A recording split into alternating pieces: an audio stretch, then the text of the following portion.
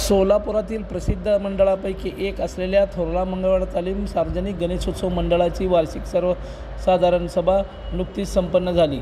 यामध्ये सन 2024-25 गणेशोत्सवाकरता पदाधिकारी मंडळ निवडण्यात आले। मंडळाचे आधारस्तंभ शिवसेना जिल्हा प्रमुख अमोलबापू शिंदे यांच्या अध्यक्षतेखाली व कुशल संघटक संकेत पिसे यांच्या प्रमुख उपस्थितीमध्ये व मंडळाचे सल्लागार माजी अध्यक्ष व पदाधिकारी व हजारो सदस्यांच्या उपस्थितीमध्ये अध्यक्ष, उपाध्यक्ष व इतर पदाधिकाऱ्यांची निवड करण्यात आली। अध्यक्ष म्हणून दिनेश उर्फ पमू चव्हाण, उपाध्यक्ष गौरव खुर्द, शुभम हिंगमिरे, कार्याध्यक्ष गणेश ठाकूर, खजिनदार समीर मुजावर, सहखजिनदार कुणाल दीक्षित, सचिव प्रशांत पालव, संकेत परदेशी, मिरवणूक प्रमुख विशाल चव्हाण, गणेश माळगे, पूजा प्रमुख प्रथमेश कळवंत, दत्ता लक्षट्टी, प्रसिद्धी प्रमुख अमोल मिस्किन यांची सर्वानुमते निवड करण्यात आली। सर्व पदाधिकाऱ्यांचा सत्कार यावेळी मंडळाच्या वतीने करण्यात आला।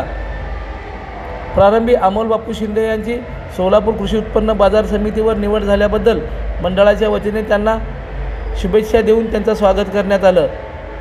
याप्रसंगी बोलताना अमोलबापू शिंदे यांनी आपलं मनोगत व्यक्त करताना म्हणाले की आपल्या मंडळाची जी शिस्त अण्णा आणि महाराजांनी लावून दिली आहे ती आपल्याला यापुढेही कायम ठेवायची आहे। तरी सर्व पदाधिकाऱ्यांनी आणि कार्यकर्त्यांनी आपल्या मंडळाच्या नाव मोठं करण्यासाठी प्रयत्न करावं असंही त्यांनी यावेळी पदाधिकाऱ्यांना आवाहन केलं। बेशिस्त वागणाऱ्याला कुठेही त्याची गैर करणार नाही की मग संकेत भाऊ असू दे, मी असू दे, दादा असतील, आम्ही वारंवार सांगतो एखाद्या माणसाच्या चुकीमुळे मंडळात त्रास होणार असेल तर ती कदापि खपून घेतली जाणार नाही। आपल्या मंडळात बाहेर येणारी मोठ्या प्रमाणात संख्या आहे। कारण आता आवाज बोलताना बोलले की पूर्वी आपली मीटिंग हॉलमध्ये व्हायची आणि आता तुरंगड तालमीच्या हॉलमध्ये आता जीप गेली आपण, त्याच्यामुळे तिथे सामान होतं, त्यामुळे आपल्याला आता जागा पण कम पडत होती।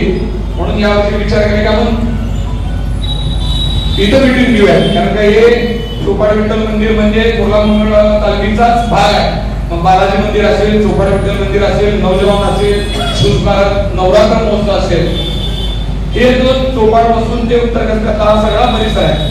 हा पहिल्यापासूनच अण्णा महाराजांवर प्रेम करणारा, त्यांच्यावर श्रद्धा ठेवणारा हा सगळा भाग आहे।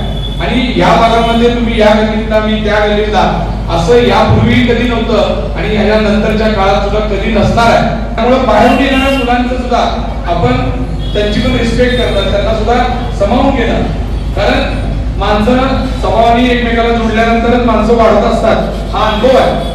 त्यामुळं बेरजेच्या राजकारणात, बेरजेच्या सामाजिक जीवनामध्ये आपण असलो तर नक्की चांगलं होतं। एकापेक्षा 4 माणसं असणं आणि 4चे 8 असणं हे आपल्या मंडळासाठी, आपल्यासाठी, आपल्या हिताच आहे। त्यामुळं सगळ्यांनीच या सगळ्या बारक्या गोष्टी पाळल्या पाहिजेत। खास करून म्युझिकच्या प्रॅक्टिस पासून ते मिरवणुकीमधला विषय उभं राहण्यावरचा, म्हणजे मंडळामध्ये तुम्हाला माहित असेल इथे महाराज लाखो रुपये दर वर्षी खर्च करायचे।